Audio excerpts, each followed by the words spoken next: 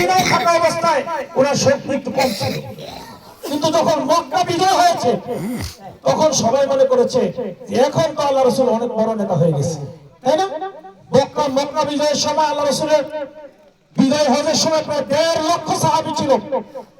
যে আল্লাহ রাসূল 70 জন সাহাবীর নেতৃত্বে হিজরত করেছে, তার যখন 1.5 লক্ষ লোক হয় তাহলে শক্তি কমছে না বাড়ছে?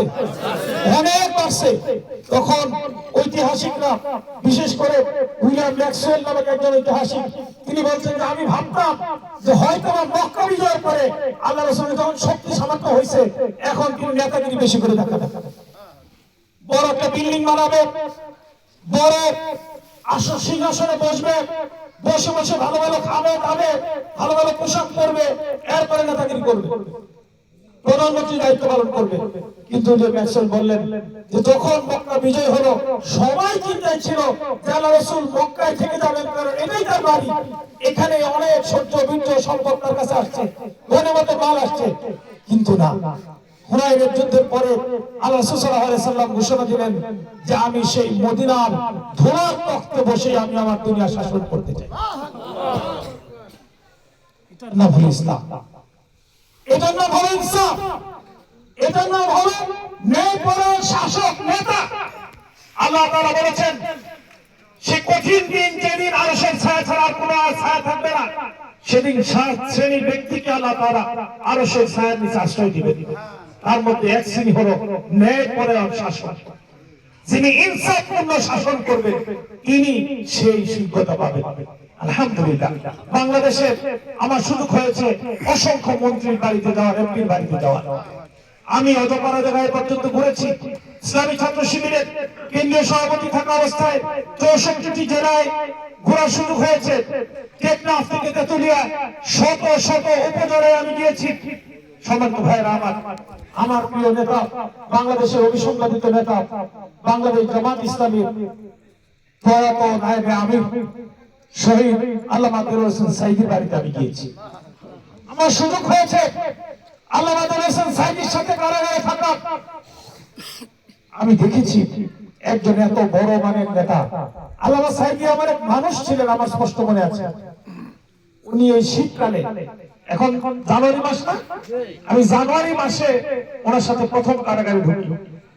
শীতকালে একদিন বললো সালাউদ্দিন, ভিতরে কারারক্ষী সহ যারা আছে তারা বলতেছে যে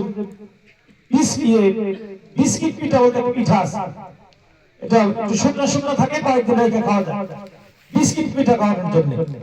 আমার মনে আছে বাইরে বলার পরে কয়েক ড্রাম বিস্কিট পিঠা মানুষ নিয়ে সেখানে হাজির হয়েছে। এত ভালো মানুষ বাস্তব বলছে যে ক্যালেন্ডার লাগবে, নতুন বছর আসছে, কয়েকশো ক্যালেন্ডার মানুষ নিয়ে সেখানে হাজির হয়েছে।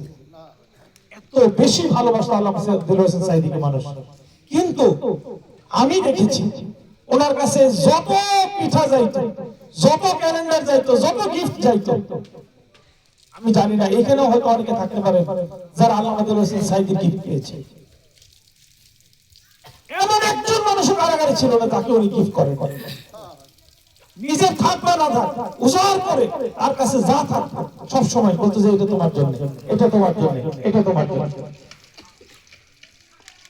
তিনি যে সম্পদের মালিক হওয়ার কথা ছিল, তার যে পরিমাণ সুযোগ ছিল, তিনি গুলশান মনোনীত বড় বড় বাড়ি করার কথা, কিন্তু আপনি আজও তার বাড়িতে গিয়ে দেখবেন সেই ভাঙা বাড়িটাই এখন পর্যন্ত তার বাড়ি।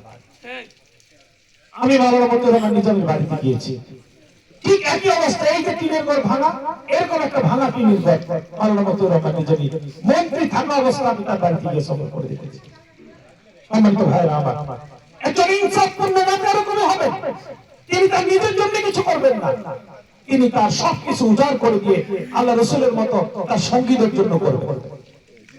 সম্মানিত ভাইরা আমার, আগামী দিন আমরা এমন একটি ইনসাফপূর্ণ সমাজ চাই, যেখানে ধনী দরিদ্রের কোনো ভেদাভেদ থাকবে না, যেখানে কোনো দরিদ্র অসহায় নিজের প্রাপ্তির জন্য, নিজের চিকিৎসার জন্য, সন্তানের পড়াশোনার জন্য হন্য হয়ে ঘুরতে হবে না, বরং হযরত ওমর ফারুক রাদিয়াল্লাহু তাআলার মতো শাসক নিজে ওই এতিমের বাড়িতে, অসহায় বাড়িতে, বিধবার বাড়িতে, অসুস্থের বাড়িতে গিয়ে চিকিৎসা, খাদ্য, শিক্ষার ব্যবস্থা করে দিয়ে এসে তার দায়িত্ব তিনি পালন করবেন। হযরত ওমর ফারুক রাদিয়াল্লাহু তাআলা তিনি খুতবায় দাঁড়িয়ে বলেছিলেন যে একজন মানুষ নয়, শুধু একজন ব্যক্তি